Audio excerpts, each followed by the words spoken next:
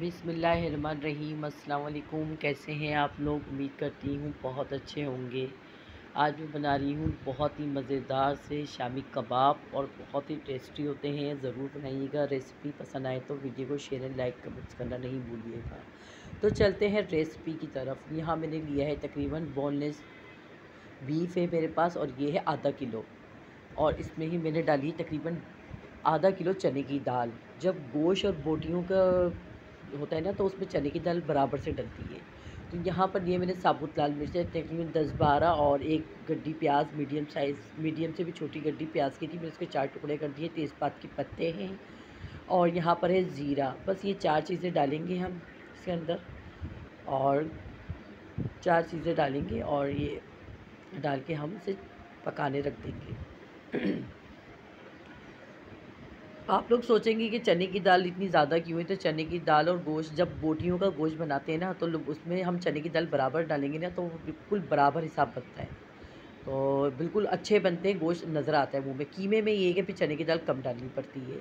तो यहाँ पर मैंने 2 चम्मच लहसुन अदरक डाला और 1 टीस्पून डाला है नमक, और ये डाल के देखें अच्छे से मिक्स कर दिया है। अब इसको हम पकाने के लिए रख देंगे ढक के। और ज़रा सी मैंने हल्दी इसलिए डाली है कि बहुत मज़े के, यानी कि ना कलर बहुत अच्छा आ जाता है। तो ज़रा सी मैंने इसमें हल्दी डाली है, नमक थोड़ा और डाला था, इसलिए आप लोगों को नज़र आ रहा होगा। और यहाँ थोड़ी सी मैंने काली मिर्चें डाली हैं, और काली मिर्चें डाल के और उसको पकाने के लिए रख देता। ये देखें हमारी चने की दाल गोश्त सब हो गया है। और इसमें मैं तेज़पात के पत्ते जो मैंने डाले थे ना, वो पत्ते निकाल रही हूँ मैं। तेज़पात के पत्ते निकाल देंगे, क्योंकि ये पीसने में आएंगे ना तो मुँह में ख़राब हो जाएंगे, फिर जायका ख़राब हो जाएगा। तो वैसे इसकी जितनी खुशबू आनी थी पकने के टाइम पे खुशबू आ गई इसकी। और यहाँ पर पिसा हुआ गरम मसाला लास्ट में डालेंगे हम। तो यहाँ पर हमने इसको ठंडा करके पीस लिया था चॉपर में। अब इसमें डालने हैं बारीक कटी हुई हरी मिर्च। अच्छा, मैंने 2-3 हरी मिर्चें ना साथ में इसके भी पीस दी थी अंदर, कि मैं इसके चने की दाल के मिक्सर के साथ भी पीस ली थी। और ऊपर से भी बारीक काट के डाल रही हूँ। और थोड़ी सी डाली हूँ प्याज, तकरीबन इसके अंदर प्याज गई थी 2 मीडियम साइज़ की बारीक काट के, चॉप करके ना, तो बारीक चॉप करके। और यहाँ डाला है थोड़ा पुदीना, थोड़ा हरा धनिया, और ये है पिसा हुआ गरम मसाला। अब नमक भी इस स्टेज पे चेक करूँगी, अगर नमक कम होगा तो मैं नमक और डाल दूँगी इसके अंदर। यहाँ मैंने थोड़ा सा नमक और डाल दिया, क्योंकि नमक मुझे कम लग रहा था। अच्छा, इन सबको मिक्स करेंगे, और मिक्स करने के बाद ना एक दफ़ा मैं चॉपर में और चला दूँगी, क्योंकि प्याज थोड़ी होती तो बारीक कटी कटी हुई है, लेकिन हल्का सा आप बट्टा मार दें, जैसे बट्टा सिल पे बट्टा मारते हैं ना, सिल पे बट्टा मार दें या चॉपर में चला दें, तो उससे क्या होता है कि ये प्याज थोड़ी खड़ी खड़ी होती है ना, वो हल्की सी कीमे के साथ मैट हो जाती है, और फिर कबाब फटते नहीं हैं। और यहाँ एक फेंट के अंडा डाल दिया था मैंने, अच्छे से मिक्स कर दिया है। अब कबाबों का अगर एक जैसा सांचा बनाना है ना, अपने एक जैसा साइज़ बनाना है, तो ये देखें, ये मैंने बर्नी का ढक्कन ले लिया है, उस पर देखें ये थैली रखी है सादी, और उस पर हल्का सा ऑयल लगा दिया है। अभी देखिए मैं इस तरह से लेके ना इसको, ये देखें बनाऊंगी मैं ऐसे करके। आप यकीन जाने इतने प्यारे कबाब बनेंगे, और एक जैसे साइज़ के बनेंगे, और जल्दी बन भी जाएंगे। ये देखिएगा, अगर ये अच्छे सही साइज़ होता है, अगर एक बंदा खाने वाला है ना, तो वो एक कबाब से भी उसका पेट भर जाएगा। ये देखें मैं कितने अच्छे तरीके से बना रही हूँ। ये देखिएगा कितना अच्छा साइज़ है, ये देखिए कबाबों को, ये देखिए।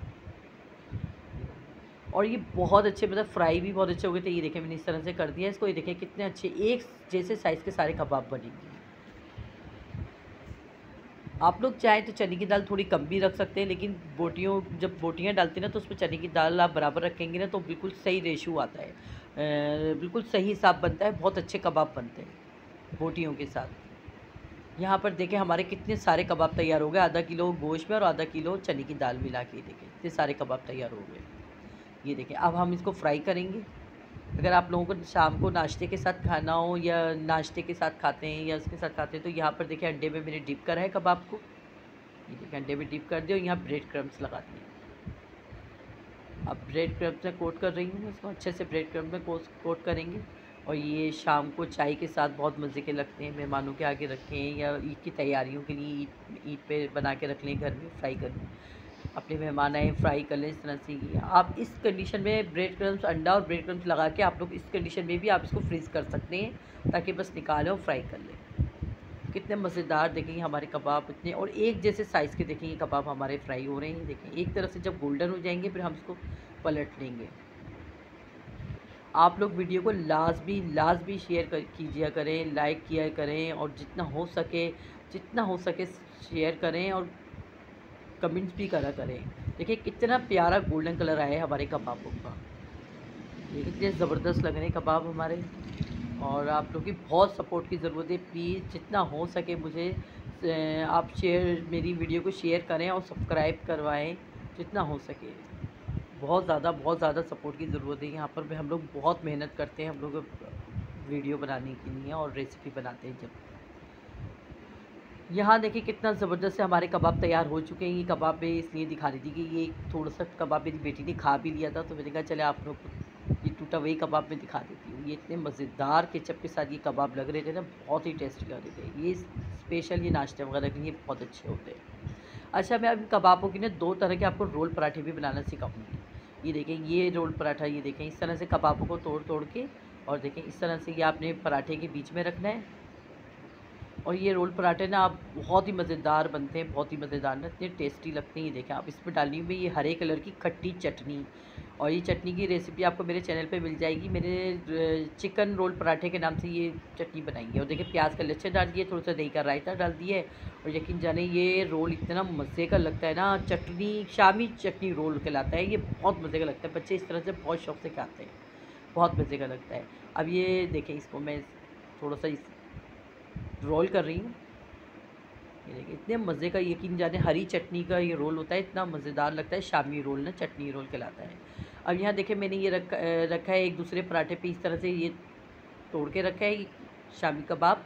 और अब इस तरह से ये जो चीज़ होती है ना, ये वाली चीज़ ये डाल दी। देखिए ये कहलाती है ये बर्गर चीज़ स्लाइस जो होता है ना इसका, और फिर ये केचप रख दिया। आप यकीन जाने ये वाला रोल बना के आप खाइएगा, इतने मज़े का लगता है। छोटे बच्चे इतनी शौक़ से खाते हैं, इतने मज़े के लगते हैं। ये वाला चीज़ वाला रोल, शामी चीज़ वाला रोल और चटनी वाला रोल, दोनों तरह के रोल भी बनाने सिखाती है। मिलते हैं नेक्स्ट वीडियो में अच्छी सी रेसिपी के साथ। अल्लाह हाफ़िज़।